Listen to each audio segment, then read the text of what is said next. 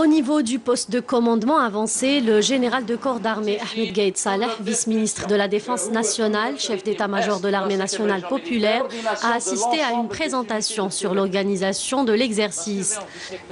Ahmed Gaïd Saleh a suivi l'exécution du tir effectué par le régiment tactique composé de 2 navires lance-missiles sur un objectif de surface prenant pour cible un navire hors service et simulant une bataille maritime contre un régiment maritime ennemi, dans le but de perfectionner la maîtrise de l'utilisation de l'armement des forces navales, notamment les missiles anti-navires de guerre, ainsi que le contrôle de l'efficacité des armes acquises. Témoin du développement et de l'état opérationnel atteint par les unités des forces navales algériennes ainsi que leur bonne préparation au combat et de la maîtrise des armes, le tir a été effectué avec succès. En effet, la cible a été détruite avec haute précision. À la fin de l'exercice, le général de corps d'armée, vice-ministre de la Défense nationale, chef d'état-major de l'armée nationale populaire, Ahmed Gaïd Saleh, a tenu une réunion avec les cadres et les éléments des unités ayant participé à l'exercice. Ahmed Gaïd Saleh a rappelé pour l'occasion toute l'attention prêtée aux forces navales algériennes, les félicitant à la réussite de l'exercice et les exhortant à fournir davantage d'efforts pour se maintenir à un haut niveau de qualification opérationnelle.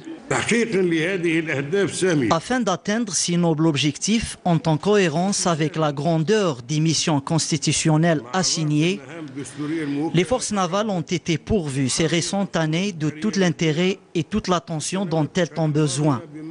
Grâce aux orientations, au soutien de son Excellence Monsieur le Président de la République, chef suprême des forces armées, ministre de la Défense nationale.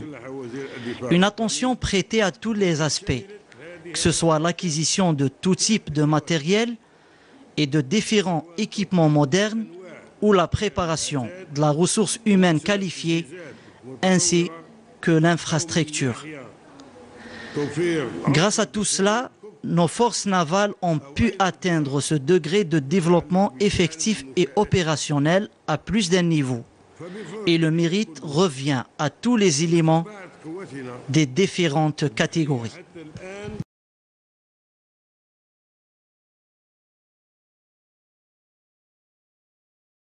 tir a été effectué avec succès. En effet, la cible a été détruite avec haute précision.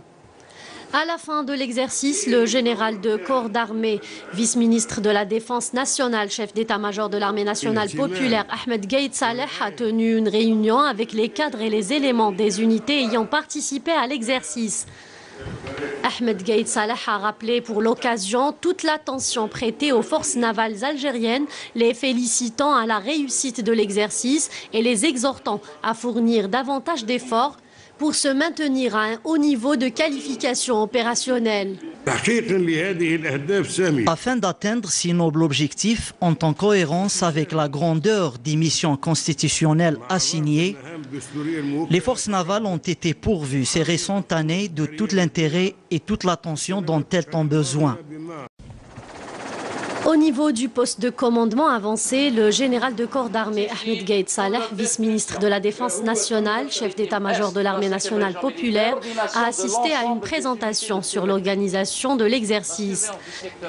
Ahmed Gaïd Saleh a suivi l'exécution du tir effectué par le régiment tactique composé de 2 navires lance-missiles sur un objectif de surface prenant pour cible un navire hors service et simulant une bataille maritime contre un régiment maritime ennemi, dans le but de perfectionner la maîtrise de l'utilisation de l'armement des forces navales, notamment les missiles anti-navires de guerre, ainsi que le contrôle de l'efficacité des armes acquises. Témoin du développement et de l'état opérationnel atteint par les unités des forces navales algériennes ainsi que leur bonne préparation au combat et de la maîtrise des armes, le tir... Grâce aux orientations, au soutien de son Excellence Monsieur le Président de la République, chef suprême des forces armées, ministre de la Défense nationale. Une attention prêtée à tous les aspects, que ce soit l'acquisition de tout type de matériel et de différents équipements modernes ou la préparation de la ressource humaine qualifiée ainsi que l'infrastructure.